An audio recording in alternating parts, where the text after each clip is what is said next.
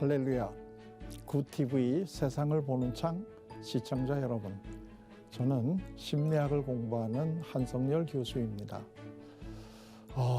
오늘 또 상담에서 제일 중요한, 과연 우리가 상담을 통해서 얻고자 하는 그 목표는 과연 뭘까 하는 이런 내용을 같이 한번 살펴보도록 하겠습니다.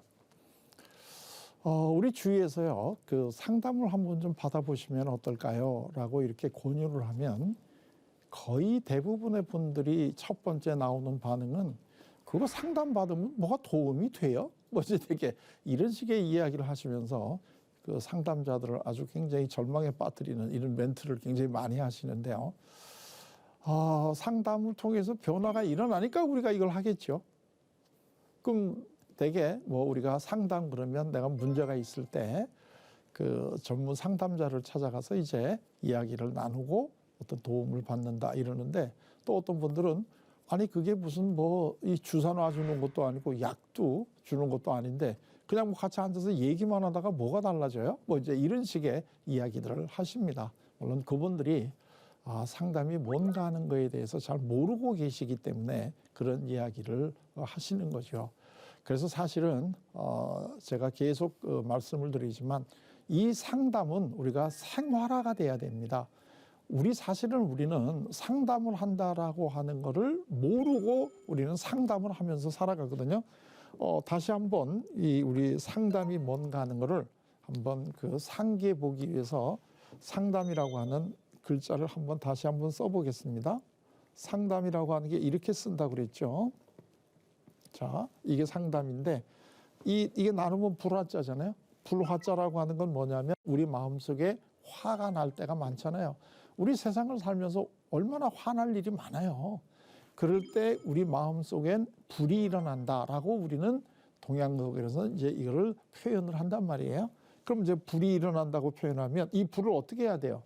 그냥 놔두면 계속 내 속이 타들어가잖아요. 그럼 내가 속이 상하잖아요. 그리고 속이 막 쓰리잖아요.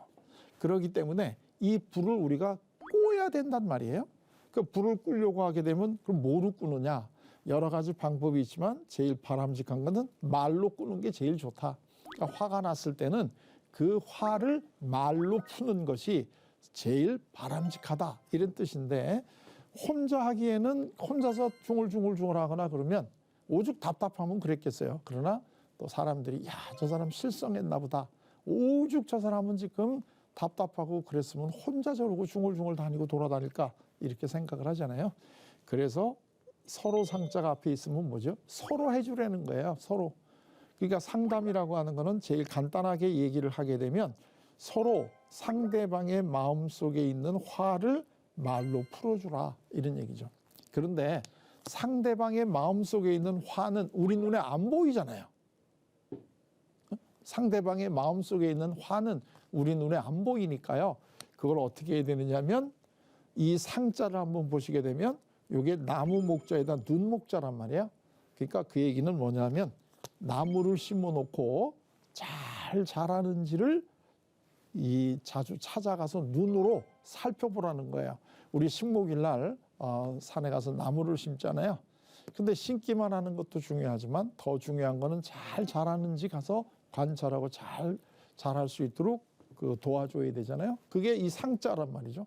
그러니까 다른 사람의 마음속에 있는 화는 우리가 나무를 심고 눈으로 잘 살펴보듯이 봐야지만 그 화를 알 수 있고 그 화를 우리가 말로 풀어줄 수 있다. 이게 사실은 이 상담의 가장 정의란 말이에요. 그러니까 우리 모두는 사실은 다 상담자죠.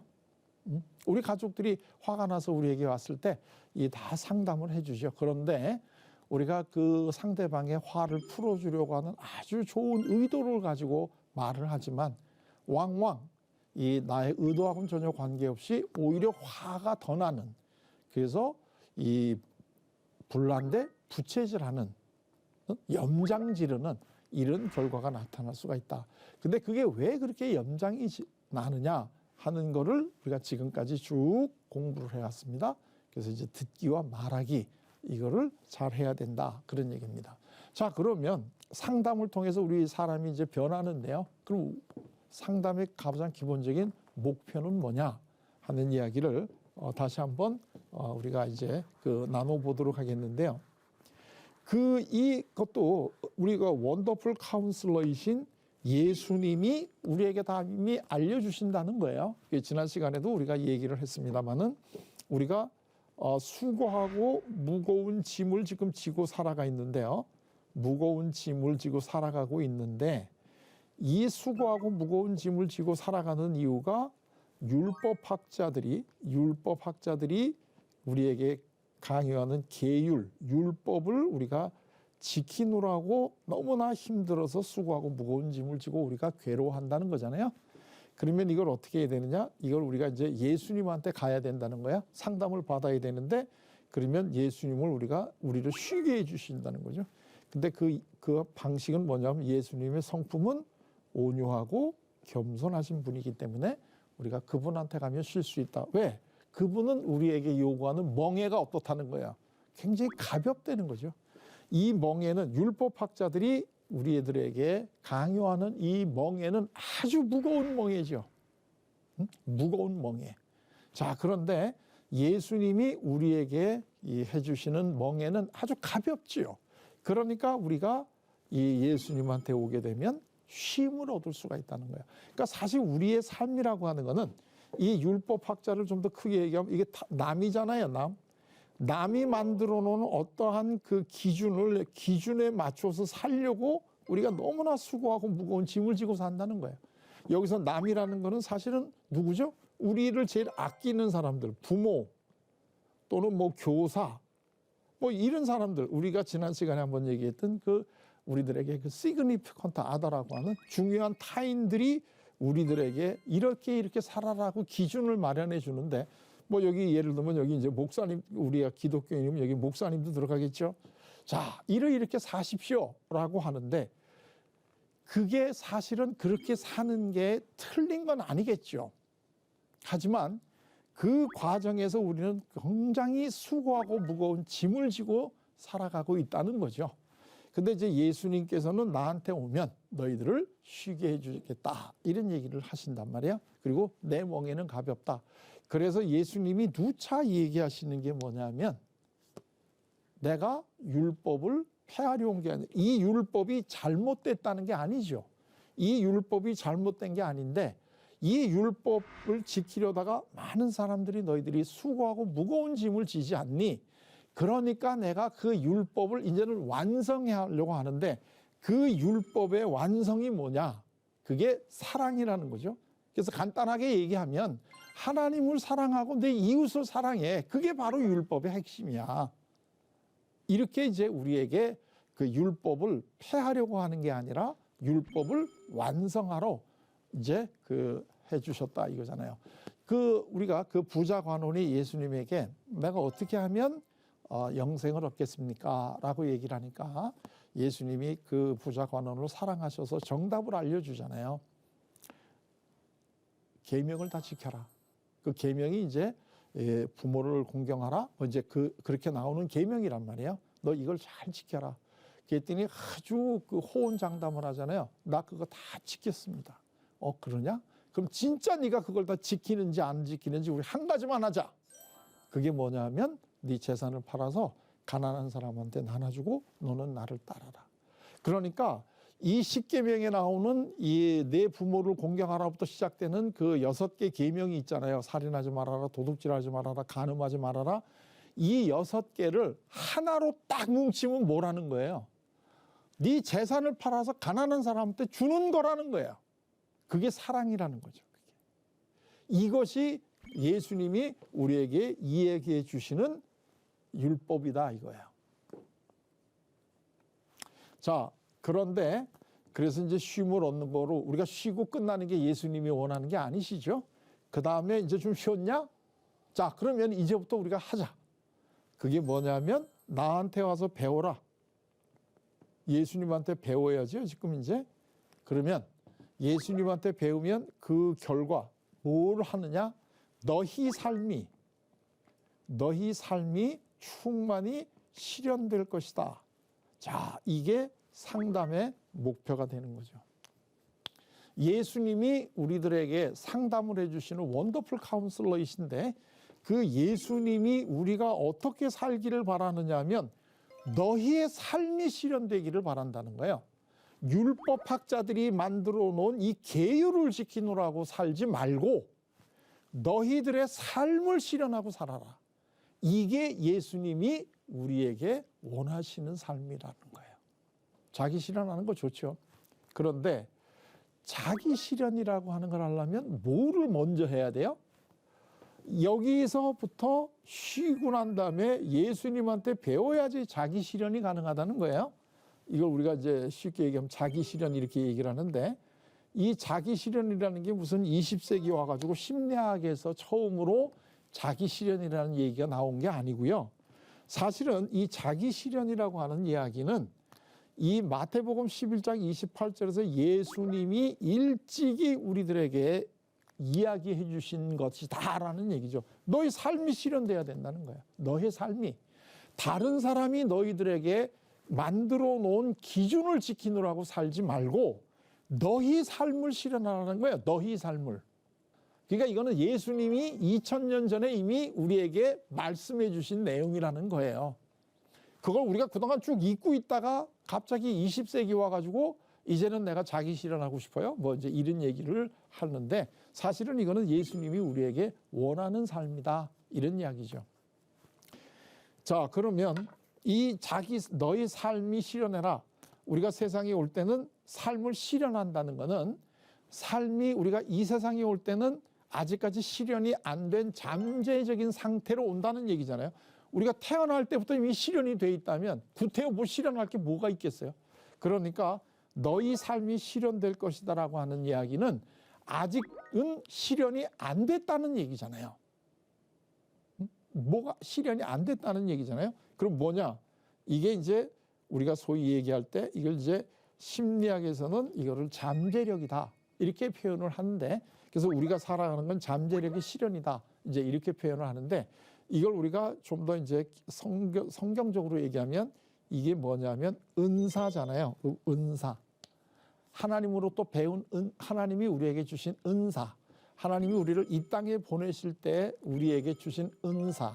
이거를 우리가 또 다른 식으로 얘기하면 이게 뭐냐면 천부의 재능. 하나님이 우리에게 주신 천부의 재능. 이게 하나님은 우리에게 다 주셨다는 거 아니에요? 그러니까 다른 사람이 너한테 요구하는 삶을 살지 말고 하나님이 너에게 주신 천부의 재능, 그 은사, 이 은사를 실현하면서 살아라. 이게 예수님이 우리에게 살기를 원하시는 삶이다 이거야. 자, 그러면 다른 사람이 우리에게 기준을 정해놓고 너 이렇게 살아야 돼 하고 우리를 강권하는데 거기에 맞춰서 사는 삶을 사는 것이 우리가 즐겁나요? 아니면 하나님이 나한테 주신 그 은사를 내가 실현하면서 사는 게 우리 삶이 더 즐거운가요?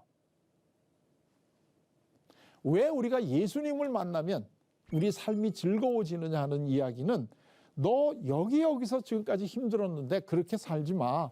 이제는 네 천부의 재능, 그거는 하나님이 너한테 주신 그 아주 고귀한 은사야. 그러니까 이거를 네가 드러내면서 살아야 된단다. 그리고 이 우리의 잠재력을 실현하면서 살아가는 이 삶을 살 때 우리가 느끼는 가장 기본적인 감정이 뭐예요? 그게 우리가 즐거움이라는 거예요. 그게 우리가 즐겁다는 거죠. 만약에 우리 삶이 여러분들 생각하시기에 우리 삶이 즐겁지 않다 하는 느낌이 오신다면 정말 나는 하고 싶은 거를 할까? 우리는 보통 특히 우리 한국 문화에서는 어떤 편견이 있냐면 내가 하고 싶은 거를 한다 하는 거는 나쁜 거라는 편견이 있어요. 사실 우리 삶에서 제일 즐거움이라고 하는 거 이거하고 동의어 아주 중요한 게 재미입니다. 재미. 재미있게 사는 거 좋지 않아요? 재미있게 사는 거. 근데 우리가 보통 이제 자녀들이 부모에게 공부하라고 자꾸 이제 그 강요를 하면 나 공부하는 게 재미가 없어요. 이제 이렇게 얘기를 하잖아요. 그러면 되게 부모들이 뭐라 그래? 야 이놈아, 재미있어서 공부하는 사람이 어딨냐? 해야 되니까 하는 거지. 인생이 네가 원하는 대로 재미있게 살다가 네 인생이 어떻게 끝나는데? 되게 이렇게 걱정하시잖아요. 근데 우리가 언제 재미가 느껴요? 언제 우리가 진정한 의미에서의 재미를 느끼느냐 하면 우리 삶이 실현돼 갈 때 우리는 재미를 느낀다는 거예요. 그래서 우리가 즐겁다는 거죠. 예수님은 우리에게 그 재미를 느끼면서 이 세상을 살려고 우리에게 권면하시는 거잖아요. 그렇기 때문에 온갖 고통을 느끼더라도 나는 그 삶이 재미있고 보람이 있기 때문에 그거를 하는 거가 된다는 거예요. 사실 한국의 교육이, 한국의 신앙생활이 제일 아쉬운 점은 뭐냐면 예수를 믿는다는 게 재미있다는 사실을 알려주질 않아요.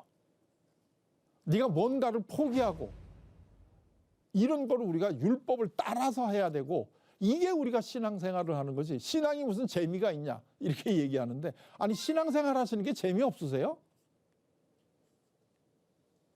예수님하고 만나가지고 우리들의 수고한 짐을 다 내려놓고 예수님이 너희 삶을 하나님이 주신 그 은사를 마음껏 니네들이 실현하면서 살아라. 이거 얘기 듣기만 해도 즐겁지 않으세요?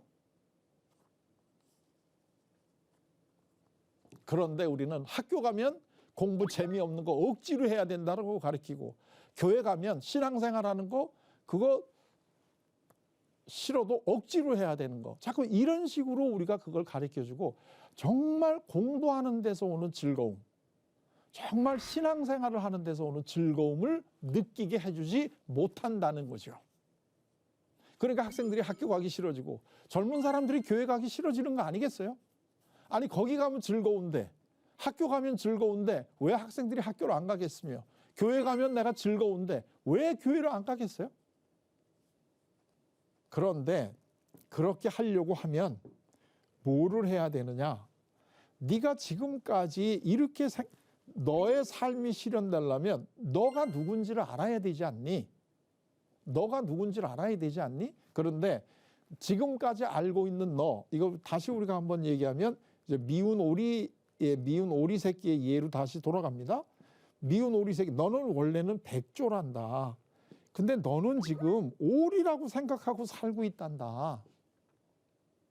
그러니 네가 얼마나 지금 사는 게 수고하고 무거운 짐을 지고 있겠니? 그러니까 너는 오리가 아니야. 너는 백조야. 이거를 깨닫게 해줘야 되죠. 그래서 오리가 지금까지 자기가 오리라고 생각했던 이 존재가 알고 보니까 나는 백조네 하고 깨달아야 되지 않겠어요? 이 깨닫는 거, 이 깨달음, 이거를 심리학에서는 뭐라고 부르느냐면 통찰이다 이렇게 부른다. 아, 내가 이런 사람이었구나. 내가 이런 사람이었구나 하는 거를 정말 깨닫고 그럴 때 오는 이 통찰. 통찰은 이건 사실 다시 조금 더 심리학적으로 얘기를 하면 통찰이라고 하는 것은 무의식의 의식화입니다. 우리가 소위 이제 무의식이라고 하는 게 있는데요. 무의식이라고 하는 거는 자기가 그 백조라는 생각이 혹시 들 때는 이걸 전부 다 우리가 무의식으로 내려누릅니다. 왜냐하면 나는 오리라고 생각을 하니까 내가 가지고 있는 나의 개념하고 다른 나의 모습이 나올 때는 이걸 무의식으로 내려눌러버리거든요. 그리고 나는 오리야. 나는 오리야. 나는 백조가 아니야. 이러고 지금 살아가고 있는데 그 무의식을 의식화해가지고 아하, 내가 백조구나 하는 거를 깨닫는 것. 이게 우리가 통찰이다 이렇게 부르는데요. 상담은 뭘 하는 거냐면 이 무의식의 의식화를 해주는 거다. 그럼 어떻게 해야 되느냐? 이걸 하기 위해서는 내가 어떤 사람이다라고 하는 거를 생각나는 대로 드러내도 거기에 대해서 비난이나 처벌을 받지 않는다라고 하는 이 마음을 느껴야지 내 속에 있는 걸 드러낸다는 거예요. 예를 들면 어느 날 나는 오리가 얘가 나는 다 친구들하고 좀 다른데 그러면 혹시 나는 오리가 아니고 다른 새가 아닐까? 자, 이런 생각이 든단 말이죠. 자, 그럴 때 옆에 있는 친구들이나 이제 엄마한테 가가지고, 엄마, 내가 아무리 생각해도 내가 생긴 것도 그렇고 우리 그 오리들하고는 다른데 혹시 내가 다른 새가 아닐까 하고 얘기했다가 엄마가, 이 자식이 생긴 것도 이상하게 생긴 놈이 쓸데없는 생각하고 있다. 야, 임마, 쓸데없는 생각하지 말고 너 빨리 오리답게 살으려고 노력을 해. 네가 항상 그 쓸데없는 생각을 하니까 제대로 오리가 안 되지. 이런 식으로 우리가 핀잔을 받는다면 내가 다른 새가 아닐까 하는 이런 생각이 났다가도 이게 쑥 다시 들어가지 않겠어요? 그리고 다짐을 하겠죠. 앞으로는 다시는 내가 다른 새라고 하는 생각을 하지 않겠다. 그거 얘기해 봤댔자 내가 야단만 맞는데 그거 내가 뭐하러 얘기하겠니? 이러고 내가 다른 새라고 하는 생각은 다시는 하지 않으려고 노력을 하는데, 이거를 우리가 소위 뭐라고 부르느냐 하면 무의식에 들어가는 거고, 이런 거를 얘기할 때 많이 쓰는 단어로 억압이다라고 하는 단어를 쓰는 겁니다. 이 단어를 뭐 이렇게 많이 아시는 게 중요한 건 아닌데요. 내 생각을 이렇게 눌러서 다시는 그런 생각을 안 하겠다는 거죠. 그런데 이 오리가 백조가 되는 걸 어떻게 깨닫겠어요? 그거는 어느 날 갑자기 백조하고 다 갑자기 이렇게 떠오르는 게 아니겠죠. 내가 혹시 좀 다른 새가 아닐지 모르겠어요 하고 얘기를 하면, 이 앞에 있는 다른 그 이야기를 들어주는 상담자가 너는 지금 네가 오리가 아니고 다른 새라는 느낌이 드는구나. 그러면 너 어떤 느낌이 드니? 그럴 때 글쎄요, 제가 갑자기 그런 생각이 드니까 좀 당황스럽기도 하고, 왜 내가 지금까지 다른 내 친구들하고는 다르게 살았는지 혹시 좀 뭔가를 알 것 같은 느낌도 들어요. 그렇구나. 그런 생각이 들면 너 참 좀 마음속으로부터 좀 기쁨이 좀 즐거울 수도 있겠다. 그리고 너 그런 걸 찾아보고 싶은 마음이 들겠다. 그러면 우리 진짜 너가 누군지 우리 한번 같이 찾아볼까? 이게 바로 상담자가 아까 얘기해 주는 무조건적인 긍정을 해준다는 거, 이게 바로 이런 거고, 이 상대방이 이야기하는 거를 우리가 공감을 해준다 하는 게 바로 지금 이런 내용이라는 것입니다. 그런데 예수님은 우리가 어떻게 살기를 바라느냐 하게 되면 하나님이 주신 그 은사를 그대로 드러내면서 살아라. 그때 이 삶이 제일 즐겁고 그렇게 살아가는 삶이 재미가 있단다. 너는 충분히 재미를 느끼고 살 만한 아주 귀한 존재야. 이게 상담자로서의 예수님이 우리에게 해주시는 말씀이라는 거예요. 그렇기 때문에 예수님께서는 삭개오를 만났을 때도 어떻게 네가 세리장 노릇을 하고 살아가냐? 이런 식으로 비난하시지 않으셨죠. 이 스스로 이 깨달을 수 있게 도와주는 거, 이게 바로 통찰이고, 우리가 예수님의 상담, 그리고 또 우리가 일반 이 상담을 통해서 얻고자 하는 상담의 목적이라는 거죠. 그러니까 상담은 어떠한 이 사회적인 규범에 잘 따라가는 사람을 만들려고 하는 게 아니라 그 사람이 가지고 태어난 이 잠재력을 실현하려고 도와주는 것, 이게 상담이다. 이렇게 이야기를 할 수가 있는 거죠. 이게 가장 대표적으로 잘 드러난 이러한 그 비유를 하나 들자면 그 달란트의 비유가 되겠죠. 달란트라고 하는 게 이게 바로 이 그 잠재력 아니겠어요? 재능이니까. 달란트의 비유라는 게 재능이잖아요. 근데 어떤 사람에게는 5달란트, 어떤 사람에게는 2달란트, 어떤 사람에게는 1달란트를 줬단 말이죠. 몰라요, 우리는. 왜 그 주인이 뭘 보고 어떤 사람에게는 5달란트, 어떤 사람에게는 2달란트를, 어떤 사람에게 1달란트를 줬는지, 그거는 사실은 우리는 몰라요.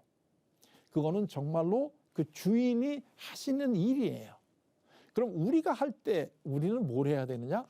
그 달란트를 내가 받은 거를 충분히 이거를 실현해 가지고, 예를 들면 나가서 열심히 그거를 실현해 가지고 2배씩 5달란트 받은 사람은 또 5달란트의 이익을 내고, 2달란트 받은 사람은 2달란트의 이익을 내는 것이 우리가 하는 일이다 이거예요.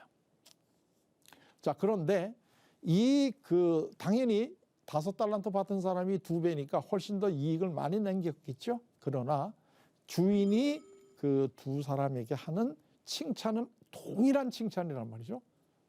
뭐죠? 착하고 충성된 종이다.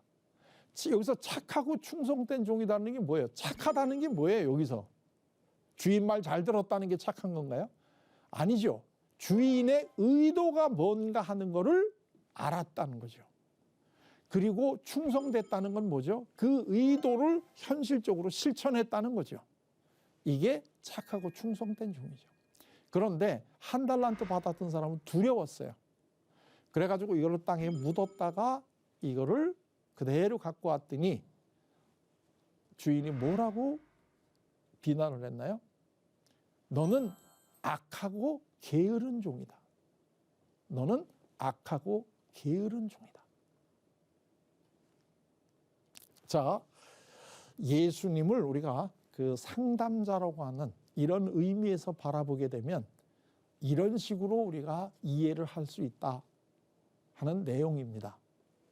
하나님의 말씀으로 세상을 이해하고 바라보는 마음의 창이 여러분 안에 열리기를 소망하며 이 시간을 마치겠습니다. 감사합니다.